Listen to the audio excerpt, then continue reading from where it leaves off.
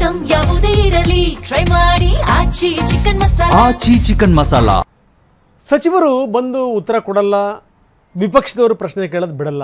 ಎಷ್ಟು ಅಂತ ಹೇಳಕ್ಕೆ ಸಾಧ್ಯ? ಸ್ಪೀಕರ್ ಹೆಡ್ ಮಾಸ್ಟರು ಸ್ಥಾನದಲ್ಲಿ ಕೂತ್ಕೊಂಡಿರುವಂಥವ್ರವರು ಹೇಳಿ ಹೇಳಿ ಹೇಳಿ ಸಾಕಾಗೋಯಿತು. ಕೊನೆಗೆ ಅವ್ರು ಮಾಡಿದ್ದೇನು? ಅವರೇ ಹೊರಗಡೆ ಹೋಗ್ಬಿಟ್ರು. ಇದು ಇತಿಹಾಸದಲ್ಲಿ ಮೊದಲ ಬಾರಿ. ಇದು ಕರ್ನಾಟಕದ ಇತಿಹಾಸದಲ್ಲಿ ಮೊದಲ ಬಾರಿ ಹಿಂಗಾಯಿತು. ಅದಾಗ್ತಿದ್ದಂಗೆ ಹೆಂಗೆ ಗೊತ್ತಾ, ಎಲ್ಲರೂ ಕೂಡ ಕಾರ್ಯೋನ್ಮುಖರಾಗ್ಬಿಟ್ರು. ಮುಖ್ಯಮಂತ್ರಿಗಳು ಹೋಗಿ ಚರ್ಚೆ ಮಾಡಿದರು. ಆಮೇಲೆ ಹೆಂಗೆ ಗೊತ್ತಾ, CS ಅವ್ರನ್ನ ಕರೆದು ಮತ್ತೆ ಚರ್ಚೆ ಮಾಡಿಸಿದರು. ಕೆಲವು ಸಚಿವರಿಗೆ CM ಪತ್ರ ಬರೆದ್ರು.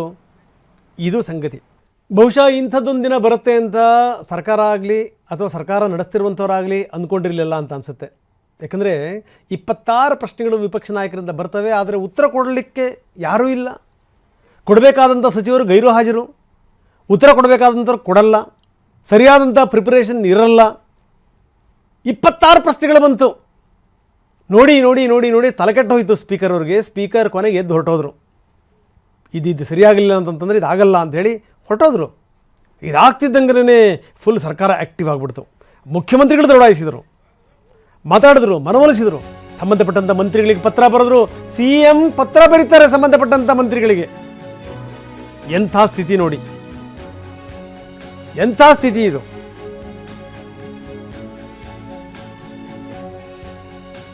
ಅವಮಾನ, ಇದು ನಾಚಿಕೆಗೇಡಿನ ಸಂಗತಿ.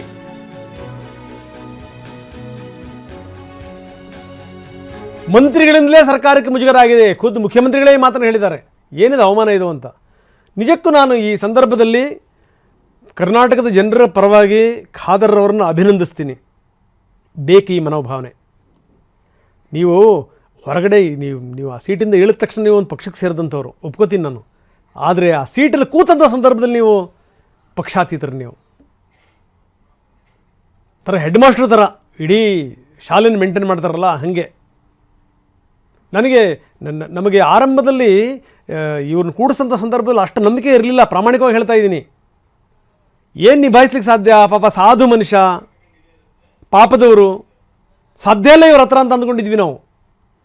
ಅದಕ್ಕೆ ತಕ್ಕಂಗೆ ಯತ್ನಾಳ್ ಅಂತವ್ರು ಪದೇ ಪದೇ ಅವ್ರನ್ನ ಕಾಲೆಳೆದಿದ್ದು, ನಿಮ್ಮ ಕನ್ನಡ ಸರಿ ಇಲ್ಲ, ನಿಮ್ಮದು ಭಾಷಾ ಸರಿ ಇಲ್ಲ ಅಂತ. ಆದರೆ ಇವರು ಬದಲಾದಂಥ ರೀತಿ ಇದೆಯಲ್ಲ, ಭಾಷೆ ಓಕೆ ವೀಕ್ ಇರ್ಬೋದು, ಆದರೆ ಭಾವನೆಗಳು ಸ್ಟ್ರಾಂಗ್ ಇವೆ. ನೆನ್ನೆ ಖಾದರ್ ಮಾತಾಡಿದ್ರು, ಏನು ಹೇಳ್ತಾರೆ ನೋಡಿ. ರೀತಿಯಲ್ಲಿ ಇದು ಸದನವನ್ನು ಹೇಗೆ ನಡೆಸುವಂಥದ್ದು? ಆದ ಕಾರಣ ಬಹುಶಃ ಆಗಿಲ್ಲ, ನಾನು ಕೇಳಿದೆ ಅಂತ ಹೇಳಿದರೆ, ಆದ ಕಾರಣ ಇವತ್ತು ಸಂಬಂಧಪಟ್ಟ ಮಂತ್ರಿಗಳು ಮತ್ತು ಸೆಕ್ರೆಟರಿಗಳು ಬಂದು ಕೂತ್ಕೊಂಡು ಏನು ಸಮಸ್ಯೆ ಯಾಕೆ ಆಗಿದೆ ಆ ಕೊಡ್ತಂದು ಹೇಳುವ ತನಕ ಕೂಡ ನಾನು ಸದನ ನಡೆಸುವುದಿಲ್ಲ. ನಾನು ಎಜೆಂಟ್ ಮಾಡ್ತೇನೆ. ಎಲ್ಲ ಸದಸ್ಯರು ಮೆಚ್ಚುವ ರೀತಿಯಲ್ಲಿ ಇದು ಸದನವನ್ನು ಹೇಗೆ ನಡೆಸುವಂಥದ್ದು? ಆದ ಕಾರಣ ಬಹುಶಃ ಆಗಿಲ್ಲ, ನಾನು ಕೇಳಿದೆ ಅಂತ ಹೇಳಿದರೆ, ಆದ ಕಾರಣ ಇವತ್ತು ಸಂಬಂಧಪಟ್ಟ ಮಂತ್ರಿಗಳು ಮತ್ತು ಸೆಕ್ರೆಟರಿಗಳು ಬಂದು ಕೂತ್ಕೊಂಡು ಏನು ಸಮಸ್ಯೆ ಯಾಕೆ ಆಗಿದೆ ಆ ಕೊಡ್ತಂದು ಹೇಳುವ ತನಕ ಕೂಡ ನಾನು ಸದನ ನಡೆಸುವುದಿಲ್ಲ. ನಾನು ಎಜೆಂಟ್ ಮಾಡ್ತೇನೆ. ಎಲ್ಲ ಸದಸ್ಯರು ಮೆಚ್ಚುವ ರೀತಿ ಇದು ಸಂಗತಿ. ಖಾದರ್ ಅವರು ನೋಡಿ, ಸಂಬಂಧಪಟ್ಟಂಥವ್ರು ಬಂದು ಉತ್ತರ ಕೊಡಲಿಲ್ಲ ಅಂದರೆ ಅಲ್ಲಿ ತನಕ ನಾನಿರಲ್ಲ, ನಾನು ಅಡ್ಜರ್ನ್ ಮಾಡಿ ಹೋಗ್ತಾ ಇದ್ದೀನಿ ಅಂತೇಳಿ ಹೋಗಿದ್ದು. ಅದಾದಮೇಲೆ ಆದಂಥ ಡೆವಲಪ್ಮೆಂಟ್ಗಳು ಇದೊಂದು ಲೆಕ್ಕದಲ್ಲಿ ಏನಂದರೆ ದೊಡ್ಡ ಮುಜುಗರ. ಇದು ಶೇಮ್, ಸರ್ಕಾರಕ್ಕೇ ಅವಮಾನ. ಇದಾದಮೇಲೆ ನೀವೇನು ತ್ಯಾಪೆ ಹಾಕಿದರೂ ಕೂಡ ಅಷ್ಟನ್ನೇ. ಬರೀ ಪ್ರಮೋದ್ ಶಾಸ್ತ್ರಿ ನಮ್ಮ ಜೊತೆಗಿದ್ದಾರೆ, ನಾನು ಮಾತಾಡ್ತೀನಿ. ಆದರೆ ಅದಕ್ಕಿಂತ ಮೊದಲು ಶಾಸಕರ ಪ್ರಶ್ನೆಗಳಿಗೆ ಉತ್ತರ ಕೊಡಲಿಲ್ಲ. ಸಂಬಂಧಪಟ್ಟಂಥ ಅಧಿಕಾರಿಗಳಿಗೆ CS ನೋಟಿಸ್ ಕೊಟ್ಟಿದ್ದಾರೆ. 8 ಇಲಾಖೆಗಳ ಕಾರ್ಯದರ್ಶಿಗಳಿಗೆ CS ನೋಟಿಸ್ ಕೊಟ್ಟಿದ್ದಾರೆ. ಪ್ರಧಾನ ಕಾರ್ಯದರ್ಶಿಗಳು ಉತ್ತರ ಕೊಟ್ಟಿದ್ದಾರೆ. ಯಾರ ತಪ್ಪಿಲ್ಲಿ? ನಮ್ಮಿಂದ ಯಾವುದೇ ಲೋಪದೋಷಗಳಾಗಿಲ್ಲ. ಸಂಬಂಧಪಟ್ಟಂಥ ಮಂತ್ರಿಗಳಿಗೆ ಇದರ ಬಗ್ಗೆ ಆಸಕ್ತಿ ಇಲ್ಲ ಅಂತಂದರೆ ಅಧಿಕಾರಿಗಳೇನು ಮಾಡ್ತಾರೆ? ನಮ್ಮ ಇಲಾಖೆಗೆ ಸಂಬಂಧಪಟ್ಟಂಗೆ ನಾವು ಉತ್ತರ ಕೊಟ್ಟಿದ್ದೀವಿ, ಸರಿ, ಬಂದು ಹೇಳಬೇಕಲ್ಲ ಇವರು. ಇಂಥವ್ರನ್ನ ಇಟ್ಕೊಂಡು ಮಂತ್ರಿಗಳನ್ನು ಇವರು ರಾಜ್ಯ ಆಳೋದು. 108 ಸಮಸ್ಯೆಗಳು, ಹಾಸಿ ಹೊದ್ಕೊಳ್ಳೋ ಅಷ್ಟಿವೆ ಸಮಸ್ಯೆಗಳು. ಸಿದ್ದರಾಮಯ್ಯನವರಂಥ ಮುಖ್ಯಮಂತ್ರಿ ಇಟ್ಕೊಂಡು, ಒಬ್ಬ ಸ್ಟ್ರಾಂಗ್ ನಾಯಕನನ್ನು ಇಟ್ಕೊಂಡು, ಹಿಂದೆಲ್ಲ ಸಿದ್ದರಾಮಯ್ಯ ದೌರಿಳಿಸ್ಬಿಡ್ತಾ ಇದ್ದರು ಹಂಗೇನೆ. ಇತ್ತೀಚಿನ ದಿನಗಳಲ್ಲಿ ನೋಡಿದ್ವಿ ನಾವು, ಯಾವುದೋ ಒಂದು ವೇದಿಕೆ ಮೇಲೆ ಯಾವುದೋ ಒಂದು ಮೀಟಿಂಗ್ ಆಗ್ತಿರುವಂಥ ಸಂದರ್ಭದಲ್ಲಿ ಸಿದ್ದರಾಮಯ್ಯ ಈ ಯಾರೋ ಶಾಸಕರು ಸಾರ್ ಅಂದಿದ್ದಕ್ಕೆ ಮಂತ್ರಿಗಳು ಯಾರಿಗೋ ಅಧಿಕಾರಿಗಳಿಗೆ ಸಾರ್ ಅಂದಿದ್ದಕ್ಕೆ ಏನು ನೀವು ಅಧಿಕಾರಿಗಳನ್ನು ಸಾರ್ ಅಂತ ಮಾತಾಡ್ತಿರಲ್ಲ ಅಂತ ಕೇಳಿದ್ರು. ಅಂಥ ಸಿದ್ದರಾಮಯ್ಯನವರು ಯಾಕೆ ಹಿಂಗಾದರು? ನಿಭಾಯಿಸೋಕೆ ಆಗ್ತಾ ಇಲ್ವಾ? ಮಂತ್ರಿಗಳಿಗೆ ಬೆಂಡೆತ್ತಕ್ಕೆ ಆಗ್ತಾ ಇಲ್ವಾ? ಇವರು ಮತ್ತೆ ಪತ್ರದ ಒಕ್ಕಣಿಕೆಯನ್ನು ಬನ್ನಿ ತೋರಿಸ್ತೀವಿ.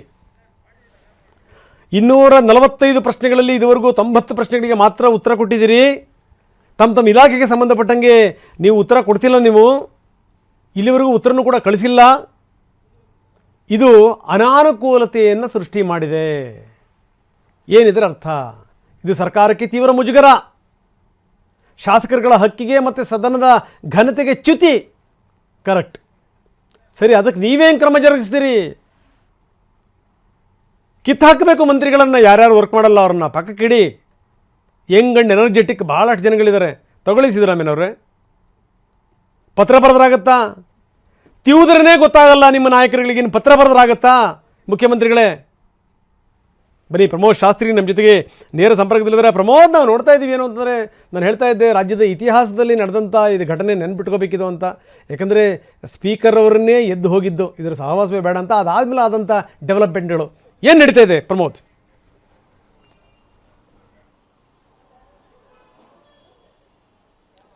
Ranganath, for the first time ಕರ್ನಾಟಕದ ಇತಿಹಾಸದಲ್ಲಿ ಗಮನಿಸ್ತಾ ಇದ್ರೆ ಒಂದು ಖಾದರ್ ಸ್ಪೀಕರ್ ಅವರೇ ಸಭಾತ್ಯಾಗ ಮಾಡಿರುವಂಥದ್ದು ಒಂದು ಉದಾಹರಣೆ. At the same time 8 IAS ಅಧಿಕಾರಿಗಳಿಗೆ, ಅದರಲ್ಲೂ 8 ಹಿರಿಯ IAS ಅಧಿಕಾರಿಗಳಿಗೆ, ಅಪರ ಮುಖ್ಯ ಕಾರ್ಯದರ್ಶಿಯ ಸ್ಥಾನದಲ್ಲಿರುವಂಥ IAS ಅಧಿಕಾರಿ ಸೇರಿದಂತೆ 8 ಅಧಿಕಾರಿಗಳಿಗೆ ಏಕಕಾಲದಲ್ಲಿ ಶೋಕಾಸ್ ನೋಟಿಸ್ ನೀಡಿರುವಂಥದ್ದು ಕೂಡ ಅತ್ಯಂತ ದೊಡ್ಡ ಮತ್ತು ವೆರಿ ಇಂಪಾರ್ಟೆಂಟ್ ಆದಂಥ ಬೆಳವಣಿಗೆ ಅಂದರೆ ತಪ್ಪಾಗಲ್ಲ. ಯಾಕಂದರೆ ಹಿಂದೆ ಇಂಥ ಒಂದು ಘಟನೆಗಳಾಗಲಿಲ್ಲ. ನಿನ್ನೆ ಇದಕ್ಕೆಲ್ಲವೂ ಕೂಡ ಕಾರಣ ಅಂದರೆ ಸಭಾಧ್ಯಕ್ಷರೇ ನೇರವಾಗಿ ಸಭಾತ್ಯಾಗ ಮಾಡಿರುವಂಥದ್ದು, ಜೊತೆಗೆ ಪ್ರಶ್ನೆಗಳ ವಿಚಾರಕ್ಕೆ ಸಂಬಂಧಪಟ್ಟಂತೆ. ಅಂದರೆ ನಿನ್ನೆ ಒಟ್ಟು 245 ಪ್ರಶ್ನೆಗಳನ್ನು ಸದನದಲ್ಲಿ ಕೇಳಲಾಯಿತು. ಅದಕ್ಕೆ ಉತ್ತರವನ್ನು ಒದಗಿಸಬೇಕಾಗಿತ್ತು. ಉತ್ತರವನ್ನು ಒದಗಿಸ್ತೀನಿ ಅಂತ ಸರ್ಕಾರವು ಕೂಡ ಹೇಳಿತ್ತು. ಆದರೆ 245ರಲ್ಲಿ ಕೇವಲ 90 ಮಾತ್ರ, ಅಂದರೆ 50% ಪ್ರಶ್ನೆಯನ್ನು ಕೂಡ ಅವರು ಸರ್ಕಾರದವರು ಉತ್ತರ ಕೊಟ್ಟಿಲ್ಲ. ಅಂದರೆ ಸಹಜವಾಗಿ ಸದನವನ್ನು ಹೇಗೆ ನಡೆಸೋದು? ಈಗಾಗಲೇ ವಿಪಕ್ಷಗಳು ಕೂಡ ಸರ್ಕಾರದ ವಿರುದ್ಧ ಹರಿಯಾಯ್ದು ಒಂದು ಭಾಗ. At the same time speaker ಅನ್ನು ಕೂಡ ಟಾರ್ಗೆಟ್ ಮಾಡಿದಂತಹ ಸಂದರ್ಭದಲ್ಲಿ ಅಂದರೆ ಸದನವನ್ನು ನಡೆಸಬೇಕಾದಂಥ ಜವಾಬ್ದಾರಿ ಸ್ಪೀಕರ್ದಾಗಿರುತ್ತೆ. ಶಾಸಕರ ಪ್ರಶ್ನೆಗಳಿಗೆ ಉತ್ತರ ಕೊಡಿಸಬೇಕಾದಂಥ ಜವಾಬ್ದಾರಿ ಕೂಡ ಸ್ಪೀಕರ್ದಾಗಿರುತ್ತೆ. ಯಾವಾಗ ಸರ್ಕಾರವೇ ಉತ್ತರ ಕೊಟ್ಟಿಲ್ವೋ ಅದಕ್ಕೆ ಸ್ಪೀಕರ್ ಅವರು ಕೂಡ ಗರಂ ಆದರು. ಅದಾದ ಬಳಿಕ ಒಂದು ಸಭೆ ಕೂಡ ಆಯಿತು. ಆ ಮಹತ್ವದ ಸಭೆಯಲ್ಲಿ ಮುಖ್ಯಮಂತ್ರಿಗಳು ಕೂಡ ಬಂದಿದ್ದರು. ಬಂದಂಥ ಸಂದರ್ಭದಲ್ಲಿ ಈ ಎಲ್ಲ IAS ಅಧಿಕಾರಿಗಳು ಸೇರಿದಂತೆ ಜೊತೆಗೆ ಕಿರಿಯ ಅಧಿಕಾರಿಗಳನ್ನು ಅಮಾನತ್ ಮಾಡಿ ಅಂತ ಪಟ್ಟಿಡಿದ್ರು. ಅನಂತರ ಮಧ್ಯಪ್ರವೇಶ ಮಾಡಿದ್ರು ಸ್ಪೀಕರ್ ಅವರು. IAS ಅಧಿಕಾರಿಗಳನ್ನು ಏಕಾಏಕಿ ಅಮಾನತ್ ಮಾಡೋದಕ್ಕಾಗಲ್ಲ, ಮೊದಲಿಗೆ ಅವ್ರಿಗೆ ನೋಟಿಸ್ ಸರ್ವ್ ಮಾಡಿ ಆನಂತರ ಸರಿಯಾದಂಥ ಉತ್ತರ ಬರದೇ ಇದ್ರೆ ಕ್ರಮ ಕೈಗೊಳ್ಳುವಂಥ ಸೂಚನೆ ಕೊಟ್ಟರು. 3 ಜನ ಕಿರಿಯ ಅಧಿಕಾರಿಗಳನ್ನ ಈಗ ಅಮಾನತ್ ಮಾಡಲಾಗಿದೆ. ಇದು ಒಂದು ಭಾಗ. ಇದಾದ ಬಳಿಕ ರಂಗನಾಥ್ ಒಂದು ಪ್ರಮುಖವಾದಂಥ ಸಭೆಯನ್ನು CS ಕೂಡ ಮಾಡಿದ್ದಾರೆ. ಎಲ್ಲ ಪ್ರಧಾನ ಕಾರ್ಯದರ್ಶಿಗಳು, ಇಲಾಖೆಯ ಪ್ರಧಾನ ಕಾರ್ಯದರ್ಶಿಗಳನ್ನ ಕರೆದು ಏನು ಸಮಸ್ಯೆ ಆಗಿದೆ, ಯಾಕೆ ಉತ್ತರಗಳು ಸಿಗ್ತಾ ಇಲ್ಲ ಅಂತ ಪ್ರಶ್ನೆ ಮಾಡಿದ್ದಾರೆ. ಆ ಒಂದು ಸಭೆಯಲ್ಲಿ ಎಲ್ಲ ಪ್ರಧಾನ ಕಾರ್ಯದರ್ಶಿಗಳು ಕೂಡ ಅದರಲ್ಲಿ ಕೆಲವರು ನೇರವಾಗಿಯೇ ಉತ್ತರವನ್ನು ಕೊಟ್ಟಿದ್ದಾರೆ. ನೇರವಾಗಿಯೇ ಹೇಳಿದ್ದಾರೆ, ನಾವೆಲ್ಲ ಪ್ರಿಪೇರ್ ಮಾಡಿ ಅಂದರೆ ಇಲಾಖಾವಾರು ಇಲಾಖಾ ಅಧಿಕಾರಿಗಳು ಕೊಟ್ಟಿರುವಂಥ ಉತ್ತರವನ್ನು ಸಚಿವಾಲಯಕ್ಕೆ ಅಂದರೆ ಸಚಿವರ ಕಚೇರಿಗಳಿಗೆ ಕೊಟ್ಟಿದ್ದೀವಿ. ಆದರೆ ಸಚಿವರ ಉತ್ತರದ ಪ್ರತಿ ಮೇಲೆ ಸೈನ್ ಹಾಕಬೇಕಾಗತ್ತೆ. ಸಚಿವರೇ ಸೈನ್ ಹಾಕ್ತಾ ಇದ್ರೆ ನಾವೇನು ಮಾಡೋದು ಅಂತ ಒಂದು ಪ್ರಶ್ನೆಯನ್ನು ಕೂಡ ಮಾಡಿದ್ದಾರೆ. ಹೀಗಾಗಿ ಲಿಖಿತವಾಗಿ ನೀವು ಇದೆಲ್ಲವನ್ನು ಕೂಡ ಕೊಡಿ ಅಂತ ಸೂಚನೆ ಕೊಟ್ಟಿದ್ದಾರೆ. ಇದಾದ ಬಳಿಕ ಯಾವಾಗ ಇಂಥ ಮಾಹಿತಿ ಕೊಡ್ತೋ ಅದಾದ ಬಳಿಕ ಮುಖ್ಯಮಂತ್ರಿಗಳ ಗಮನಕ್ಕೆ ತರಲಾಯಿತು. CS ಅವರು ಕೂಡ ಮುಖ್ಯಮಂತ್ರಿಗಳ ಗಮನಕ್ಕೆ ತಂದಿದ್ದಾರೆ. ಸಚಿವರು ಈ ರೀತಿ ಲೋಪದೋಷಗಳನ್ನ ಮಾಡಿರುವಂಥ ಉದಾಹರಣೆಗಳು ಕೂಡ ಇದೆ ಅಂತ. ಅದಾದ ಬಳಿಕವೇ ಮುಖ್ಯಮಂತ್ರಿಗಳು ನೇರವಾಗಿ ಒಂದು ಪತ್ರವನ್ನು ಬರೆದು ಎಲ್ಲಾ ಸಚಿವರು ಕೂಡ, ಬಹುಶಃ ಸಿದ್ದರಾಮಯ್ಯನವರು ಇಷ್ಟೊಂದು ಕಾರವಾಗಿ ಸಚಿವರಿಗೆ ಇತ್ತೀಚಿನ ದಿನಗಳಲ್ಲಿ ಪತ್ರವನ್ನು ಬರೆದಿಲ್ಲ. ನೇರವಾಗಿ ಹೇಳಿದ್ರು ಅಥವಾ ಸದನದಲ್ಲಿ ಹೇಳಿದ್ರು, ಎಲ್ಲರೂ ಕೂಡ ಸರಿಯಾಗಿ ಬರಬೇಕು, ಆನ್ಸರ್ ಮಾಡಬೇಕು ಅಂತ. ಆದರೆ ಇವತ್ತಿನ ಪತ್ರವನ್ನು ಗಮನಿಸ್ತಾ ಇದ್ರೆ ಸರ್ಕಾರಕ್ಕೆ ಮುಜುಗರವಾಗಿದೆ, ಸದನದ ಘನತೆಗೆ ಚ್ಯುತಿ ಬಂದಿದೆ ಅನ್ನುವಂಥ ಪದಗಳನ್ನು ಅವರು ಬಳಸಿರುವಂಥದ್ದು ನೋಡ್ರೆ ನಿಜಕ್ಕೂ ಸಿಟ್ನಲ್ಲೇ ಹೇಳಿದ್ದಾರೆ. ಆದರೆ ಅಂತಿಮವಾಗಿ ಇದನ್ನು ಹೇಗೆ ಪ್ರಾಕ್ಟಿಕಲ್ ಆಗಿ ಅನುಷ್ಠಾನ ಮಾಡೋಕ್ಕಾಗತ್ತೆ ಅದನ್ನು ಕೂಡ ನೋಡಬೇಕಾಗತ್ತೆ. ಯಾಕಂದ್ರೆ ಸುಮಾರು ಶಾಸಕರ ಉತ್ತರಗಳು 1 ವರ್ಷದಿಂದ ಬಾಕಿ ಇದೆ ರಂಗನಾಥ್. ನಿನ್ನೆ ಮೊನ್ನೆ ಅಲ್ಲ, 1 ವರ್ಷದಿಂದ ಪೆಂಡಿಂಗ್ ಇದೆ. ಹೀಗಾಗಿ ಅದೆಲ್ಲವನ್ನು ಕೂಡ ಯಾವಾಗ ಕೊಡ್ತಾರೆ, ಕೊಡೋ ದಿನಾಂಕವಾದರೂ ಹೇಳಿ ಅಂತ ಮುಖ್ಯಮಂತ್ರಿಗಳೇ ಹೇಳ್ತಾ ಇದ್ದಾರೆ. Ranganath, yes, thank you very much Pramod, ತಮ್ಮೆಲ್ಲ ಮಾಹಿತಿಗೆ. ಇದು ಸಂಗತಿ ನೋಡಿ. ಅದಾದಮೇಲಿಂದ ಆದಂಥ ಡೆವಲಪ್ಮೆಂಟ್ಗಳ ಬಗ್ಗೆ ನಾನು ಹೇಳ್ತಾ ಇದ್ದೆ. ಅದಾದಮೇಲೆ ಸ್ಪೀಕರ್ ಅವರೇ ಎದ್ದು ಹೋದ್ರಲ್ಲ, ಸದನ ನಡೆಸೋಕ್ಕಾಗಲ್ಲ, ನನಗೆ ಸಂಬಂಧಪಟ್ಟಂಥವ್ರು ಪ್ರಿಪೇರ್ ಆಗಿ ಬನ್ನಿ ಅಂತ. ಅದಾದಮೇಲೆ ಮುಖ್ಯಮಂತ್ರಿಗಳವ್ರ ಜೊತೆ ಸಭೆ ಮಾಡಿದ್ರು, ಸಂಬಂಧಪಟ್ಟಂಥ ಮಂತ್ರಿಗಳ ಜೊತೆ ಮಾತಾಡಿದ್ರು, ಮಂತ್ರಿಗಳಿಗೆ ಪತ್ರ ಬರೆದ್ರು.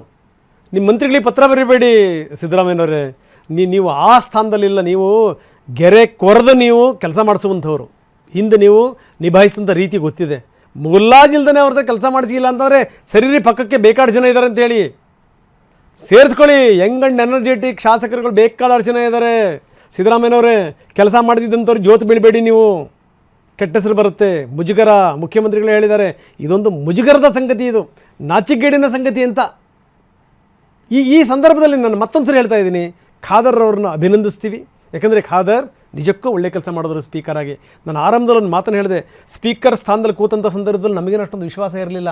ಭಾಷೆ ಗೊತ್ತಿಲ್ಲ, ತುಂಬ ಸರಳ ಸಜ್ಜನ, ಪಾಪದ ಜೀವಿ, ಇವ್ರು ಏನು ಮಾಡ್ತಾರೆ ಅಂತ. ಆದರೆ ಬರ್ತಾ ಬರ್ತಾ ಅವ್ರು ಸ್ಟ್ರಾಂಗ್ ಆದಂಥ ರೀತಿ ಇದೆಯಲ್ಲ, ಇದು ತಮ್ಮ ಪಕ್ಷದವರು ಬೇರೆಯವರು ಮುಲಾಜಿ ನೋಡಲ್ಲ. ಖಾದರ್ ಬೆಂಡೆತ್ತಾರೆ. ಇವಾಗಲೂ ಕೂಡ ಮಾಡಿರೋದು ನೋಡಿ, ಒಳ್ಳೆ ಕೆಲಸ ಮಾಡಿದ್ರು. ಸರ್ಕಾರ ಈಗ ಎದ್ದು ನಿಲ್ಲುತ್ತೆ, ಈಗ ಕೆಲಸ ಮಾಡೋಕ್ಕೆ ಶುರು ಮಾಡ್ತಾರೆ. ಅಟ್ಲೀಸ್ಟ್ ಇವರು ನಿದ್ದೆ ಹೊಡಿತಾ ಇದೆಯಲ್ಲ ಅಂದರೆ ಸರ್ಕಾರ ಆಗಲ್ಲ, ಇಲ್ಲ ಅಂದರೆ ವರ್ಕೌಟ್ ಆಗಲ್ಲ, ಇಲ್ಲ ಅಂತಂದರೆ ಖಾದರ್ ಅವರಿಗೆ ನಿಜಕ್ಕೂ ಅಭಿನಂದಿಸಬೇಕು. ಭಾಳ ಅದ್ಭುತವಾದಂಥ ಕೆಲಸ. ಅದಾದ ಮೇಲಿಂದ ನೋಡಿ ಸಂಬಂಧಪಟ್ಟಂಥ ಅಧಿಕಾರಿಗಳಿಗೆ ನೋಟಿಸ್ ಕೊಡಲಾಗಿದೆ. ಅಧಿಕಾರಿಗಳು ತುಂಬ ಸ್ಪಷ್ಟವಾಗಿ ಹೇಳಿದ್ದಾರೆ, ನಮ್ಮದೇನಿಲ್ಲಪ್ಪ, ಸಂಬಂಧಪಟ್ಟಂಥ ಮಂತ್ರಿನೇ ಸಹಿ ಹಾಕಲಿಲ್ಲ ಅಂದರೆ ನಾವೇನು ಮಾಡಬೇಕು ಅಂತ. ತಪ್ಪು ಅವ್ರದ್ದಿಲ್ಲ, ಮಂತ್ರಿಗಳದ್ದೇ ತಪ್ಪಿದೆ, ಇಲ್ಲಿ ಕೊಡಬೇಕು ಅವರು ಉತ್ತರವನ್ನು. ಸೊ ಇದು ಸಂಗತಿ. ಇನ್ನು ಇದೆಲ್ಲದರ ನಡುವೆ ಡಿ ಕೆ ಶಿವಕುಮಾರ್ ದೆಹಲಿಗೆ ಹೊರಟಿದ್ದಾರೆ. ನೀರಾವರಿ ವಿಚಾರಗಳಿಗೆ ಸಂಬಂಧಪಟ್ಟಂಗೆ ನಾನು ದೆಹಲಿಗೆ ಹೋಗ್ತಾ ಇದ್ದೀನಿ ಅನ್ನುವಂಥ ಮಾತನ್ನು ಡಿ ಕೆ ಶಿವಕುಮಾರ್ ಹೇಳಿದ್ದಾರೆ. ಆದರೆ ಏನೇ ಆದರೂ ಕೂಡ ಹಿಂದೆ ಏನಾದರೂ ರಾಜಕೀಯ ಇದೆಯಾ, ರಾಜಕೀಯದ ಚರ್ಚೆ ಇದೆಯಾ, ಇದೆಲ್ಲದೂ ಕೂಡ ಇದ್ದೇ ಇದೆ. ನಿಜ, ಈ ಬ್ಯಾಕ್ ಟು ಬ್ಯಾಕ್ ಅವ್ರದ್ದು ಮೀಟಿಂಗ್ಗಳು ಫಿಕ್ಸ್ ಆಗಿದೆ. ಕೇಂದ್ರದ ಮಂತ್ರಿಗಳ ಜೊತೆಗೆ, MP ಗಳ ಜೊತೆಗೆ ಮೀಟಿಂಗ್ ಇದೆ ಅವ್ರದ್ದು. ಅದರಲ್ಲೂ ಈ TB ಡ್ಯಾಮ್ ವಿಚಾರಕ್ಕೆ ಸಂಬಂಧಪಟ್ಟಂಗೆ, ನೀರಿನ ಹಂಚಿಕೆ ವಿಚಾರಕ್ಕೆ ಸಂಬಂಧಪಟ್ಟಂಗೆ, ದುರಸ್ತಿ ವಿಚಾರಕ್ಕೆ ಸಂಬಂಧಪಟ್ಟಂಗೆ ಮೀಟಿಂಗ್ಗಳಿವೆ. ಆದರೆ ಇದೆಲ್ಲದ ಹೊರತಾಗಿ ಕೂಡ ಯಾರಾದರೂ ನಾಯಕರನ್ನ ಭೇಟಿ ಮಾಡ್ತಾರಾ ಅನ್ನುವಂಥ ಪ್ರಶ್ನೆ ಕೂಡ ಇದ್ದೇ ಇದೆ. ದೆಹಲಿಯ ಕರ್ನಾಟಕ ಭವನದಲ್ಲಿ ಸಂಜೆ 6 ಗಂಟೆಗೆ ಮೀಟಿಂಗ್ ಇದೆ. ಬೆಳಗ್ಗೆ 10 ಗಂಟೆಗೆ ಈಗಾಗಲೇ ದೆಹಲಿಗೆ ಹೊರಟಿದ್ದಾರೆ ಅವರು. ಇನ್ನು ಸ್ವಲ್ಪ ಹೊತ್ತಿಗೆ ದೆಹಲಿಗೆ ಹಾರ್ತಾರೆ. Back to back ಮೀಟಿಂಗ್ಗಳಿವೆ.